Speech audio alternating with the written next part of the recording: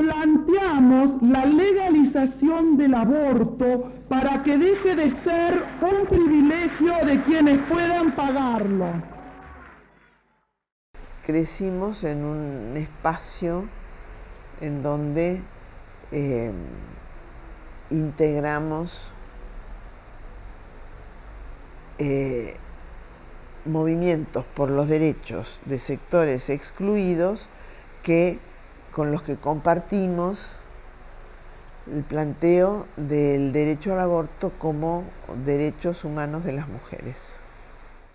Y proponemos, para implementar estos principios, la creación de centros de información y educación sexual públicos y gratuitos para hombres y mujeres. Específicamente lo que para mí es un hito importantísimo es que fui al Encuentro Nacional de Mujeres de Rosario de 1989 y ahí que yo ya venía pensando sobre el tema del aborto y qué actitud tomar, si cambiar, si ponerme claramente en la posición de que sí, es un derecho, hay que legalizarlo, más allá de la praxis que había tenido. Y bueno, ahí me fui directo al taller Anticoncepción y Aborto. Y ahí me encontré con las compañeras de la Comisión por el Derecho al Aborto. El 28 de septiembre surge en el Encuentro Feminista Latinoamericano y del Caribe de 1990 en San Bernardo, propuesto en un taller que organizamos la Comisión por el Derecho al Aborto y Católicas por el Derecho a Decidir de Uruguay, taller que juntó como 200 mujeres de toda Latinoamérica.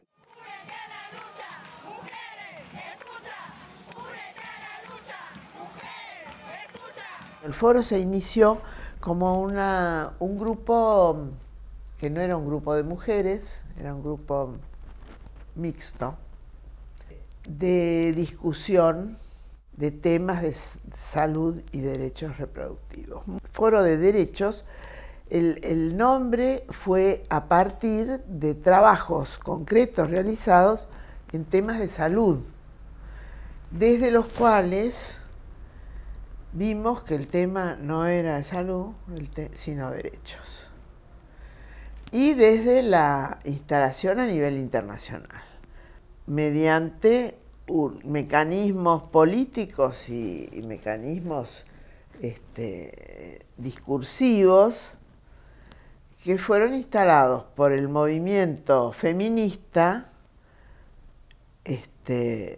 sobre todo, digo yo, en ese momento, movimiento feminista llamado institucional, en los espacios multilaterales e intergubernamentales.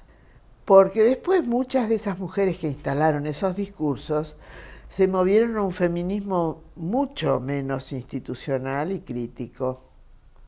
Pero además desde ese feminismo institucionalizado surgió un discurso crítico muy importante, que era el discurso del derecho a la salud y los derechos reproductivos. Que los derechos reproductivos incluyen el derecho a no reproducir. No existe el derecho a no reproducir, es el derecho a hacer lo que uno quiera con su vida reproductiva.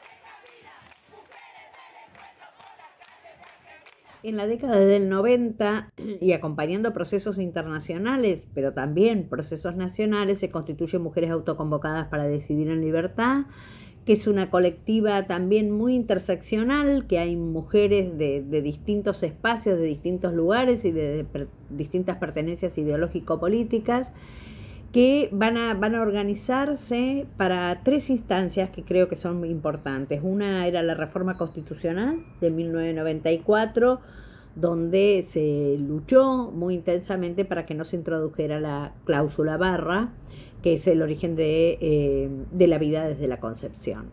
Y salió una solicitada, creo que sacamos, y largamos esa convocatoria para oponernos a la posición de Menem en el tema, que había conformado una especie de eje Buenos Aires, New York, Vaticano. Es decir, a Menem, Bush y el Papa en ese momento era Juan Pablo II, creo.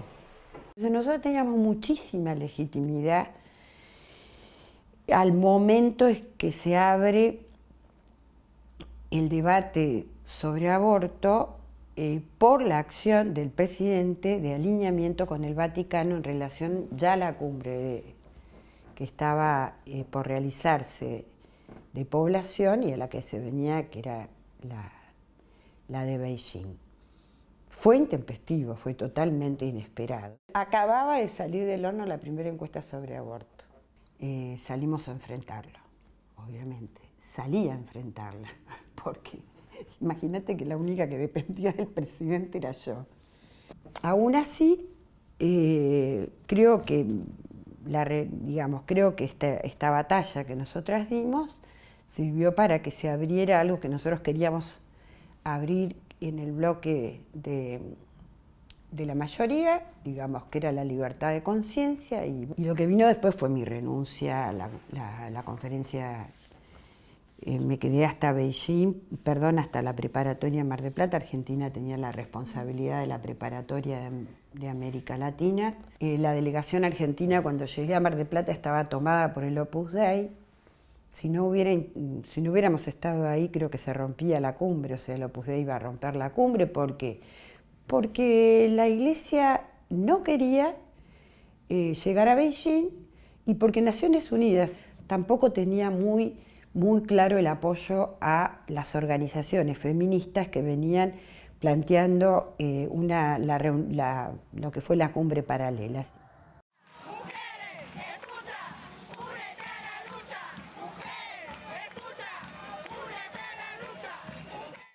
Yo creo que eso es de los 2000 en adelante, cuando el tema del acceso a la salud reproductiva y a los derechos reproductivos empieza a ser un tema de agenda pública.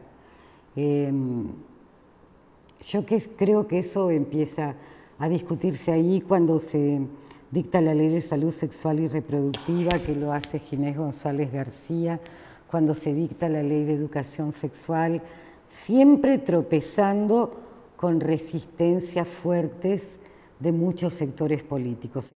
Yo formé parte de la comisión asesora para la implementación en educación de la Ley de Educación Sexual. Yo en mi vida vi tanta hipocresía, tanto cinismo, tanta piedra, y estamos hablando del 2006-2007.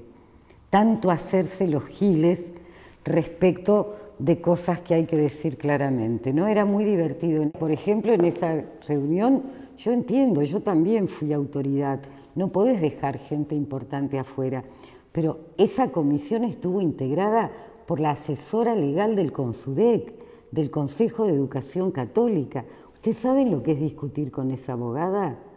Porque además uno defiende intereses de género, ella defiende también de negocio.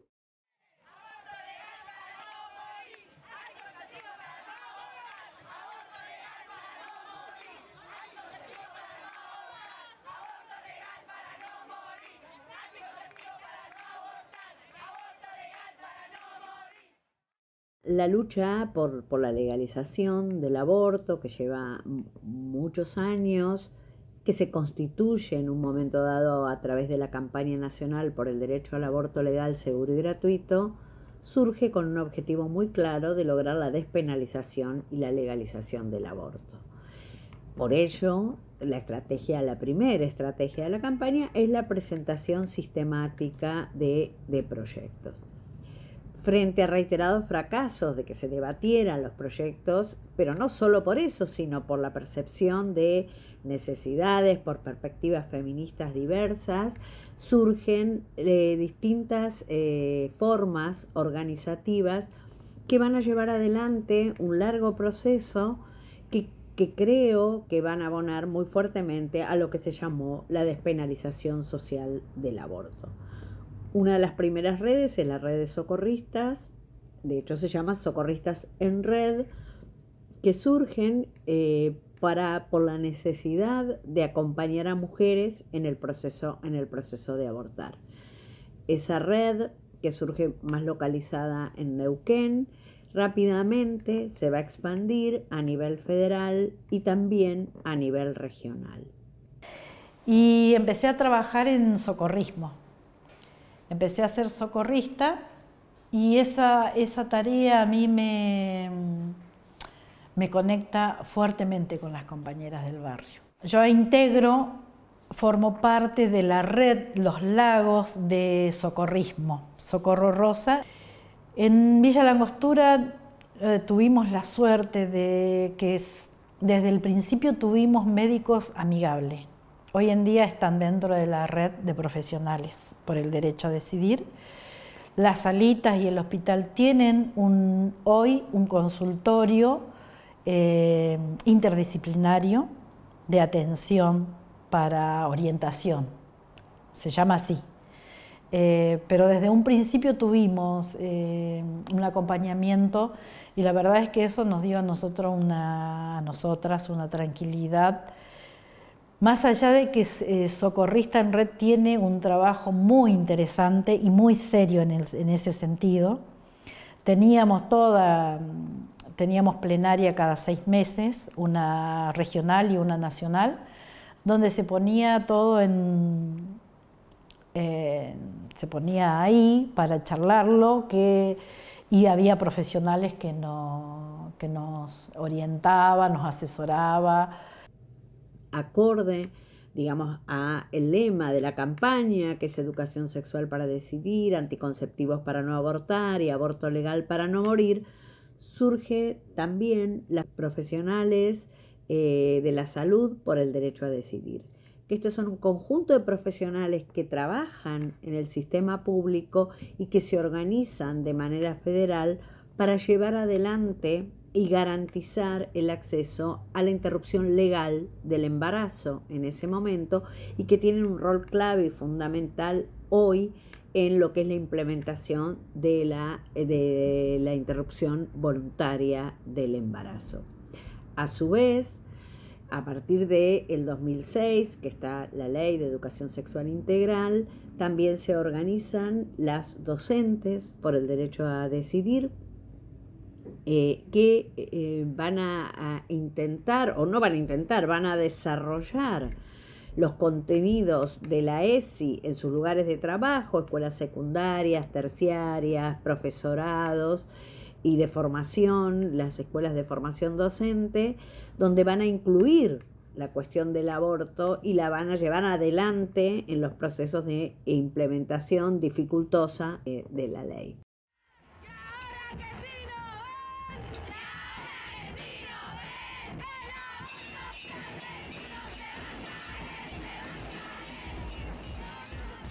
La campaña siguió desarrollando actividades a partir de la presentación de su proyecto, y quizás una novedad en el 2019, que era año electoral, es la firme determinación de Alberto Fernández, candidato del Frente de Todes, de presentar un proyecto y de acompañar el proceso de despenalización y legalización del aborto.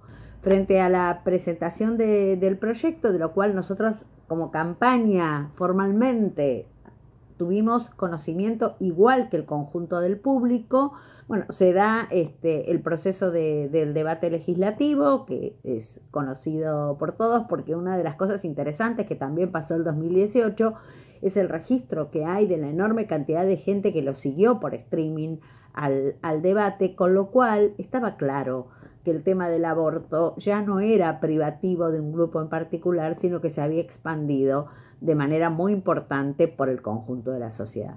Quiero remarcar que esto fue muy fuerte en el 2018, pero también en el 2020 el enorme apoyo internacional. Aquellos famosos pañuelazos de la campaña fueron replicados en alrededor de 60 países alrededor de todo el mundo. Que eso habla también de esto que decíamos de la enorme expansión de la marea verde.